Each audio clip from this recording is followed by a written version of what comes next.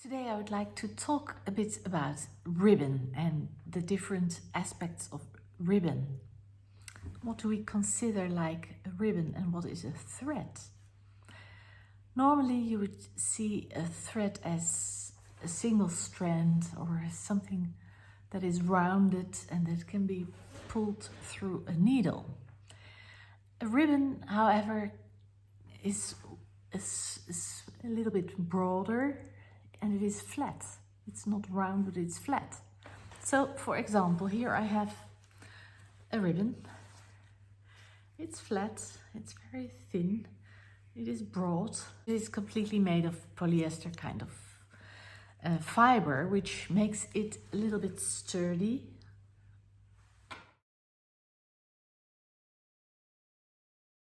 So, for example, here I have a ribbon which is organza.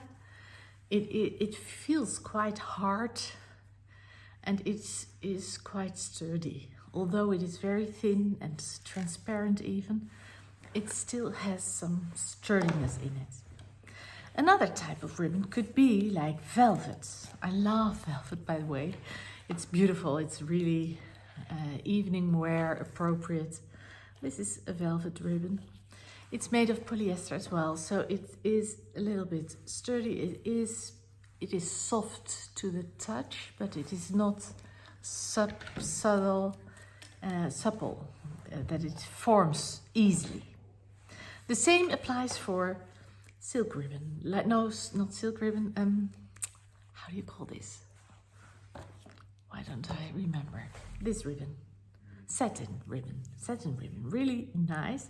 Made of polyester, however, and you can use this for many purposes, but it is not really very fluently easy to drape. It will hold its shape more. And in cases, of course, you need something that holds its shape, whether it is in embroidery or in some kind of creative project. However, lucky for us, there are also ribbons made of silk, pure silk. For example, this is silk velvet. I bought it as a wider ribbon through Etsy from a great supplier. And it is like ripped for me now because I did not want the broader version. I wanted it smaller to incorporate this into embroidery. And I think this, I like the fact that it has no edges really, so it will be fraying a little bit. And I love the unfinished aspect of frays. I love the way that it looks more organic and more personal and more a little bit older. So if you would see the difference in appearance, this is polyester velvet, this is silk velvet. It has more shine, but it is more easily to drape. Then there is one other ribbon that I really would like to show you today, which is silk ribbon, silk embroidery ribbon. It looks like this, for example. You need to iron it before you use it because look, it has been wrapped around this and it just looks not nice. But if you see it, it is very thin ribbon. And the beauty of it is that you can pull it through a needle, so you can embroider with it. And the other thing is that it is really, it will not hold its shape very much, but it is, therefore it is easy to drape and to force it into the shape that you want to give it. That's why I call this like magical silk ribbon. It is a beautiful product, very expensive. It comes in different sizes, in different colors, of course. You can have hand-dyed colored, natural colored. You can have very small ones and a little bit broader ones. And you can combine them in your embroideries and you can use them in many different ways. The beauty of it is, like with all other materials that I use, all other technique that I use, the beauty of it is that if you start learning the technique itself, that the technique will open up new ways of thinking that you can apply in other fields.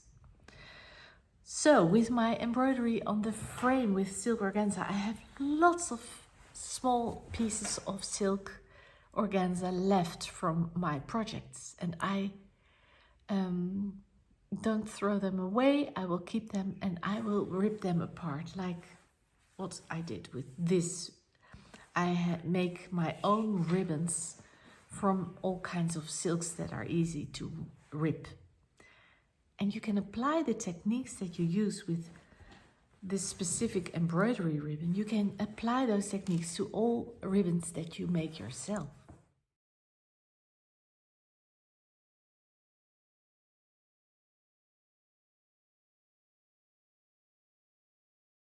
When you learn techniques, you first focus on exactly how it should be done, right?